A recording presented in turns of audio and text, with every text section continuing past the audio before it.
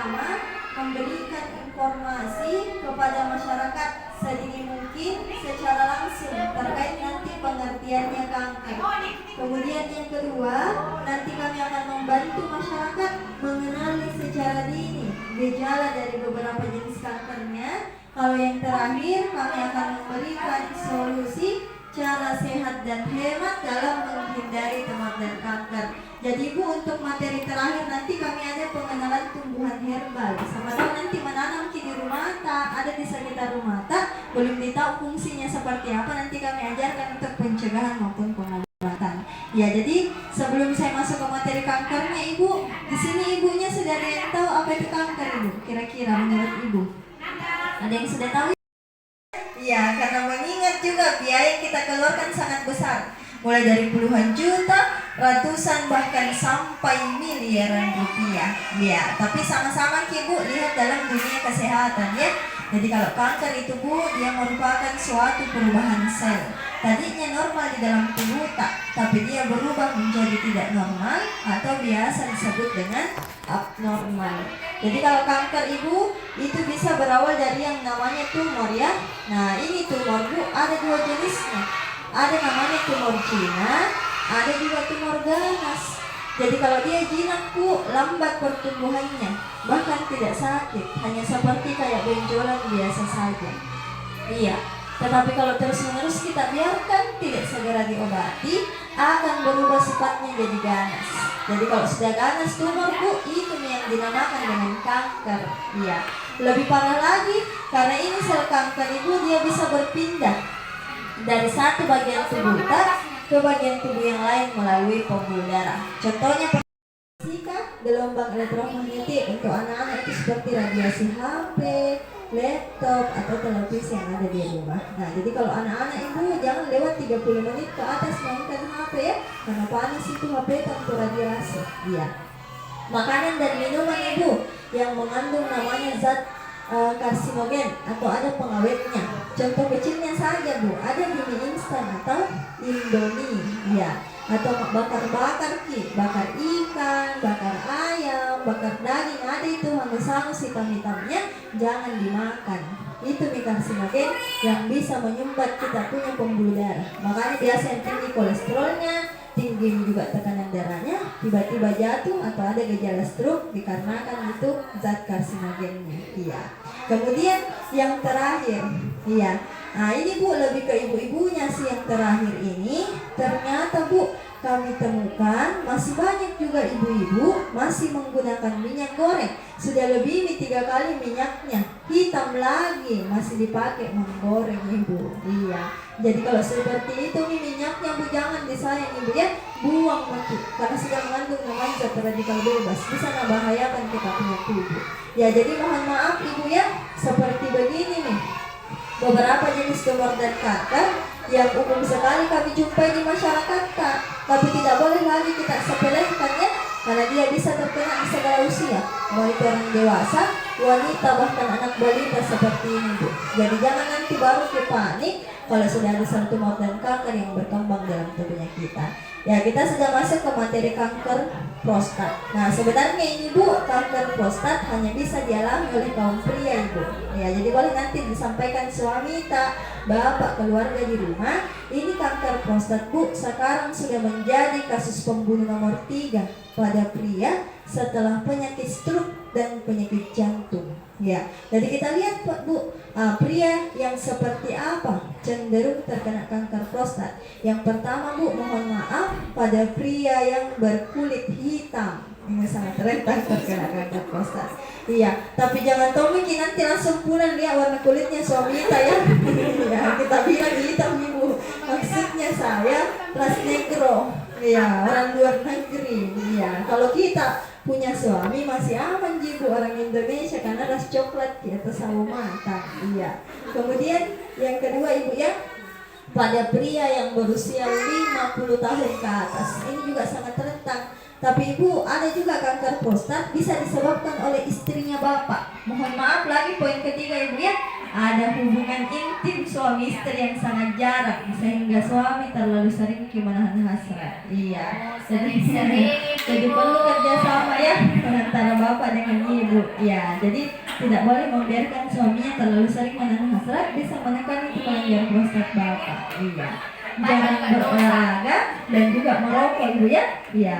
Kalau gejalanya bu, biasanya bapak sudah merasa susah buang air kecil, atau malah sebaliknya mau terus kencing bapak terasa sakit tidak tuntas sehingga menetes itu kencingnya, atau belum selesai kencing masih mau kencing tak bisa keluar.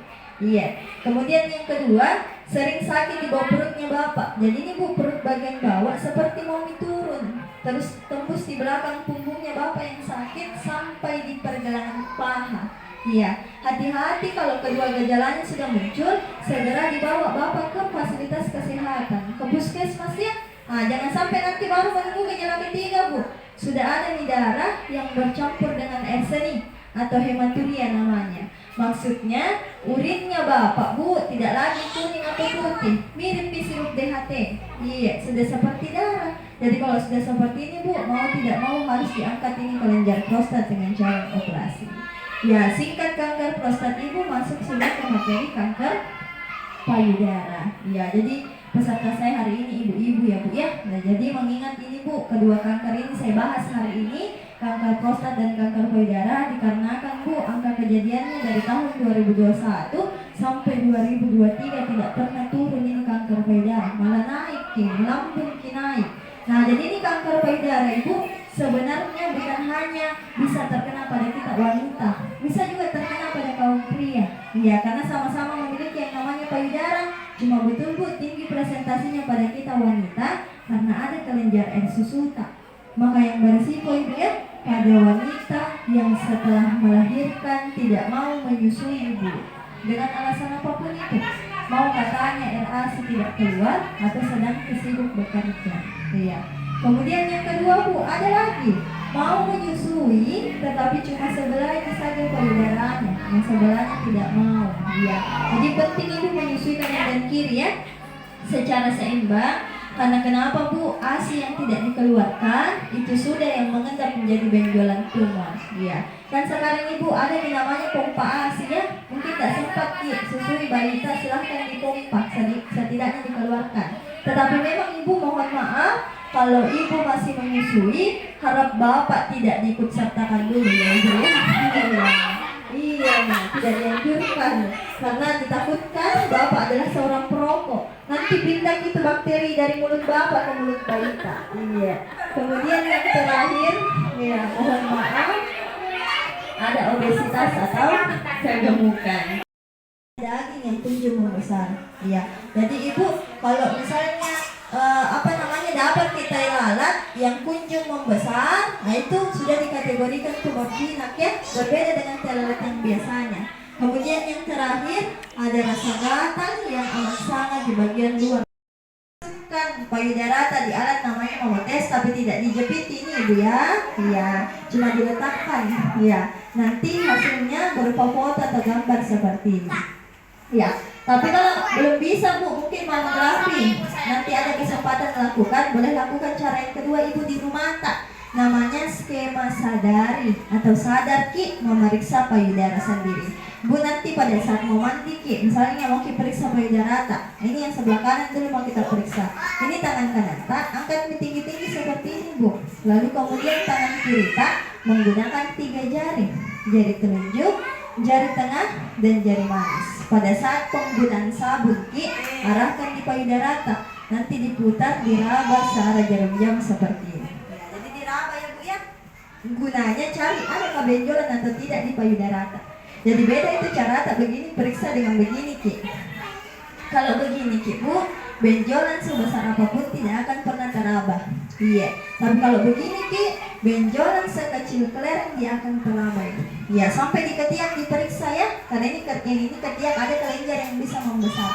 Ya, ibu lakukan minimal 5 menit saja bu, bergantian kanan dan kiri secara seimbang. Insya Allah, selain bisa memperlancar kita punya peredaran darah, di terapi juga itu payudara. Iya. Nah, jadi itulah tadi ibu ya, beberapa poin pentingnya sudah saya sampaikan ki.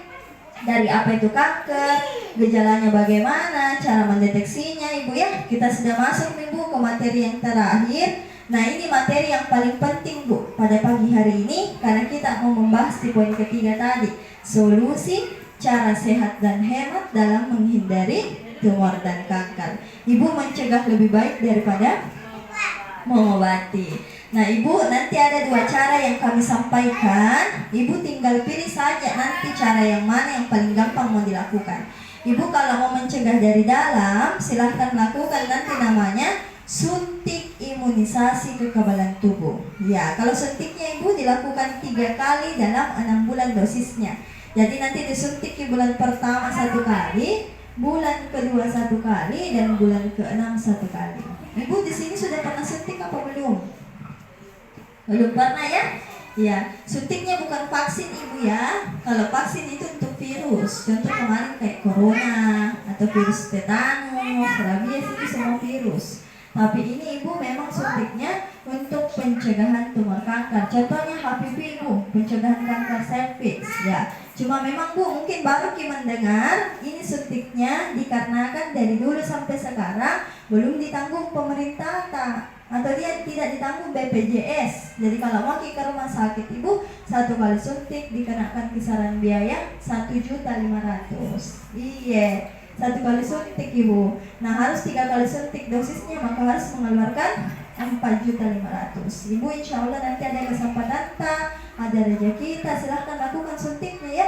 Bisa mencegah 3-5 tahun ke depan ini tumor kankernya. Tapi karena dari yayasan juga belum bisa menggratiskan untuk masyarakat, maka kami ajarkan untuk alternatif kedua. Siapa tahu nanti ada di rumah ada di sekitar rumah ditemukan ini gratis Ibu, yaitu mengkonsumsi tumbuhan-tumbuhan alami yang mengandung namanya zat anti kanker, atau dia memiliki ribosom inacting protein. Nah, jadi nanti ada beberapa jenis tumbuhannya yang kami sampaikan, tapi ini jenis tumbuhannya tidak sembarang juga tumbuhan, nanti diajarkan bagaimana cara olahnya, takaran dosisnya, yang tidak boleh minum bagaimana Ibu ya. Mau mencegah dan mengobati atau sudah terlanjur terkena namanya itu miomkista Bu, atau ada yang punya benjolan takut dioperasi dan kemo, sering tinggi itu tekanan darah, ada mahnya sering kambuh, asam urat tinggi. Nanti ada beberapa tumbuhan yang kami ajarkan. Saya rasa tumbuhan ini tidak susah didapat Bu, ada yang mungkin di sekitar kami rekomendasikan tumbuhannya. Iya, banyak Ibu di. Iya, ada yang punya Bu. Kalau ada yang punya bagi-bagi sama kami Ibu ya. Iya, Ibu namanya sirsa. Iya, jadi beda lagi itu serikaya Ibu ya. Kalau serikaya itu yang kecil buahnya, nah ini besar buahnya berduri. Nah ini Ibu sirsa yang mengandung 35% zat anti kanker yang kita konsumsi sebagai obat. Itu daunnya ya. Iya, bukan buahnya. Ya, kalau buahnya jus mungkin untuk vitamin, ya. Tapi mau mencegah dan mengobati, ambil daun berwarna hijau tua. Iya, yang hijau tua ya, bukan yang muda dan kering Ibu. Nah hijau tuanya ambil sebanyak 5 lembar yang sudah dicuci bersih, lalu kita rebus dengan 3 gelas air sampainya menjadi 1 gelas saja. Ya, tapi Ibu perlu diingat, daun sirsak tidak boleh dikonsumsi tiap hari. Tidak boleh ya. Ini Bu, dosisnya hanya boleh 1-2 kali dalam seminggu saja Ibu. Iya, tidak boleh tiap hari dikonsumsi karena bisa menurunkan tekanan darah secara drastis. Jadi kalau ada yang tinggi sekali tekanan darahnya, tinggi kolesterolnya, suka Tommy marah-marah, carikan daun sirsak. Iya, cepat itu menurunkan tekanan darah dan juga kolesterol. Tapi kalau tekanan darah sudah rendah, jangan tambah diminum Ibu ya. Nanti nak kasih tambah olengki, karena kan makin ini turun tekanan darah. Sama juga Bu, tidak dianjurkan konsumsi daun sirsak bagi penderita mah.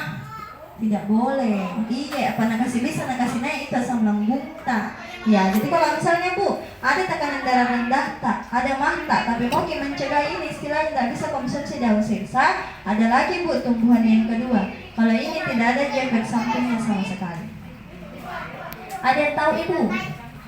Bukan. Kata kalau orang Mandar ini Bu bilang dasi-dasi.